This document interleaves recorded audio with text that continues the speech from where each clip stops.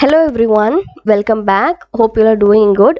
இன்னைக்கு இந்த வீடியோல நம்ம என்ன பார்க்க போறோம் அப்படினா sentences for daily conversations பார்க்க போறோங்க. அதாவது தினசரி உரையாடலுக்கான வாக்கியங்கள் பார்க்க போறோங்க. And இந்த வாக்கியங்கள் எதை பேஸ் பண்ணி நம்ம பார்க்க போறோம் அப்படினா prepositional phrases பேஸ் பண்ணி நம்ம பார்க்க போறோம். நீங்க பேசும்போது இந்த மாதிரி prepositional phrases எல்லாம் நீங்க யூஸ் பண்ணி பேசினா உங்களோட இங்கிலீஷ் ஸ்டாண்டர்ட் இன்னும் கொஞ்சம் ஹையா தெரியுங்க. சோ இந்த வீடியோவை ஸ்கிப் பண்ணாம லாஸ்ட் வரைக்கும் பாருங்க. இப்போ வாங்க நம்ம first sentence என்னன்னு பார்க்கலாம். ஃபர்ஸ்ட் சென்டென்ஸ் பாருங்க. அவள் வீடு தேவாலயம் முன் அமைந்துள்ளது. அவளோட வீடு வந்து சர்ச்சுக்கு முன்னாடி இருக்கு அப்படிங்கிற இந்த சென்டென்ஸ்ல நம்ம எப்போவுமே சர்ச்சுக்கு முன்னாடி, ஸ்கூலுக்கு முன்னாடி, அந்த மாதிரி இந்த முன்னாடி அப்படிங்கிற தமிழ் வேர்டுக்கு நம்ம இங்கிலீஷ்ல என்ன ஃப்ரேஸ் யூஸ் பண்ணலாம் அப்படின்னா இன் ஃப்ரண்ட் ஆஃப். ஸோ இந்த சென்டென்ஸ்க்கு இன் ஃப்ரண்ட் ஆஃப் யூஸ் பண்ணி நம்ம சென்டென்ஸ் எப்படி ஃப்ரேம் பண்ணலாம் அப்படின்னா her house is in front of the church. her house is in front of the church அப்படி நம்ம சொல்லாங்க. ஓகே, இங்க வந்து in front of அப்படின்னு என்னன்னா முன்னாடி அப்படிங்கிற அர்த்தம். ஓகே, வாங்க நம்ம செகண்ட் சென்டென்ஸ் என்னன்னு பார்க்கலாம். செகண்ட் ஒன் பாருங்க. ஒரு தங்க பதக்கம் வெல்வதற்காக அவன் கடினமாக உழைத்தான். இந்த சென்டென்ஸ்ல அவன் எதுக்காக உழைச்சான்? அவன் வந்து தங்க பதக்கத்துக்காக அவன் உழைச்சான். ஸோ இந்த மாதிரி ஒரு பர்பஸ்க்காக ஒரு செயலை செய்யும் போது அப்போ நாம் வந்து இங்கிலீஷ்ல இன் ஆர்டர் டு அப்படிங்கிற இந்த ஃப்ரேஸ் நம்ம யூஸ் பண்ணுங்க. ஸோ இந்த சென்டென்ஸ்ல நம்ம வந்து இன் ஆர்டர் டு வச்சு நம்ம எப்படி ஃப்ரேம் பண்ணலாம் அப்படின்னா he worked hard in order to win a gold medal. he worked hard in order to win a gold medal அப்படி நம்ம சொல்லலாம். ஓகே, இப்போ நெக்ஸ்ட் சென்டென்ஸ் என்னன்னு பார்க்கலாம். நெக்ஸ்ட் பாருங்க. உன் திட்டத்தில் ஏதாவது மாற்றம் இருந்தால் எனக்கு தெரிவி. உன்னோட பிளான்ல ஏதாவது சேஞ்சஸ் இருந்தால் எனக்கு இன்ஃபார்ம் பண்ணு.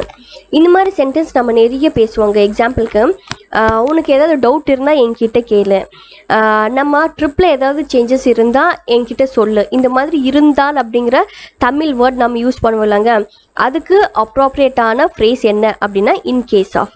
ஸோ இந்த சென்டென்ஸை நம்ம இன் கேஸ் ஆஃப் அப்படிங்கிறத ஃப்ரேஸை வச்சு நம்ம எப்படி ஃப்ரேம் பண்ணலாம் அப்படின்னா in case of any change in your plan inform me. in case of any change in your plan inform me அப்படி நம்ம சொல்லுங்க. ஓகே, இப்போ நெக்ஸ்ட் சென்டென்ஸ் என்ன அப்படின்னு பார்க்கலாம். எவரும் கடின உழைப்பு மூலம் எதையும் சாதிக்க இயலும். இப்போ இந்த சென்டென்ஸ் பார்த்தீங்கன்னா கடின உழைப்பு மூலம் அப்படின்னு நம்ம சொல்லுவோம் இல்லைங்க. இந்த மாதிரி ஏதாவது ஒரு ஆக்ஷன் மூலமாக, அந்த மூலமாக அப்படிங்கிறதுக்கு நம்ம வந்து இங்கிலீஷில் என்ன ஃப்ரேஸ் யூஸ் பண்ணலாம் அப்படின்னா பை மீன்ஸ் ஆஃபும் யூஸ் பண்ணலாம், பை டிண்ட் ஆஃபும் யூஸ் பண்ணலாங்க. இப்போ இந்த சென்டென்ஸை நம்ம எப்படி இங்கிலீஷில் ஃப்ரேம் பண்ணலாம் அப்படின்னு பார்க்கலாம். பாருங்க. anybody can achieve anything by means of or by dint of hard work. anybody can achieve anything by means of use பண்ணலாம், or else by dint of hard work அப்படின்னு நம்ம சொல்லலாங்க. ஓகே, வாங்க நம்ம நெக்ஸ்ட் சென்டென்ஸ் என்னன்னு பார்க்கலாம்.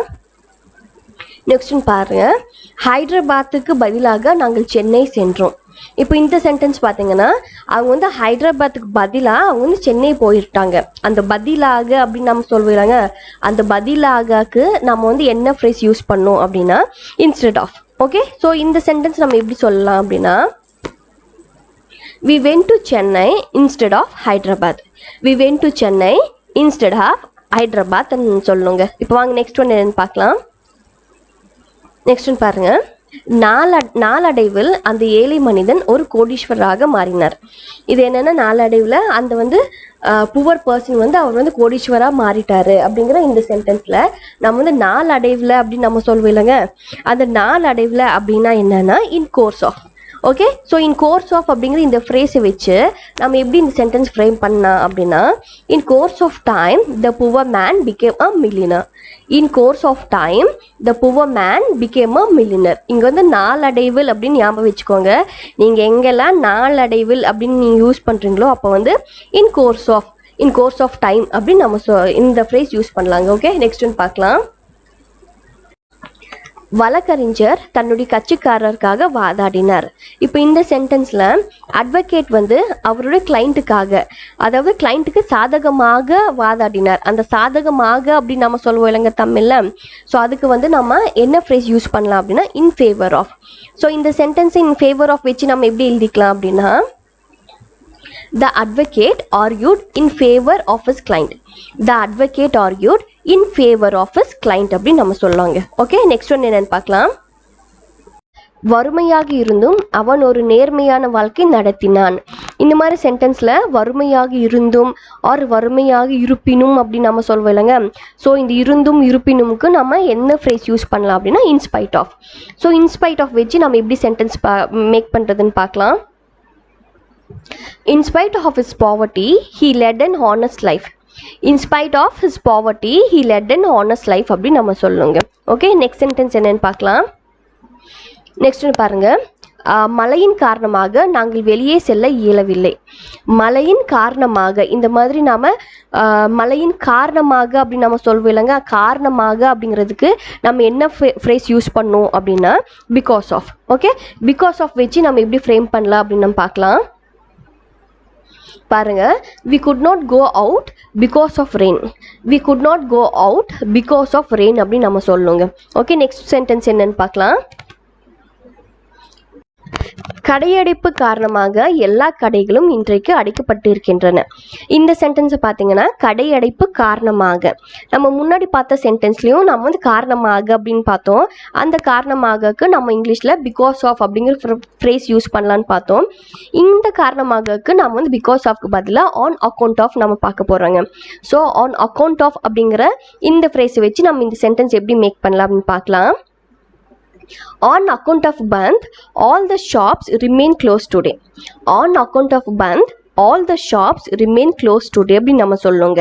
So காரணமாக அப்படின்னு தமிழ் வேர்டுக்கு நம்ம வந்து பிகாஸ் ஆஃப் யூஸ் பண்ணலாம், ஆன் அக்கௌண்ட் ஆஃப் அப்படிங்கிறது நம்ம யூஸ் பண்ணலாங்க. ஓகே, அண்ட் இன்னைக்கு அவ்வளோதாங்க. இன்னைக்கு பார்த்து நம்ம ஃப்ரேசஸ் எல்லாமே உங்களுக்கு ரொம்ப யூஸ்ஃபுல்லாக இருக்கும்னு நினைக்கிறேங்க. I'll catch you all in other set of phrases. Until then, thank you. Happy learning.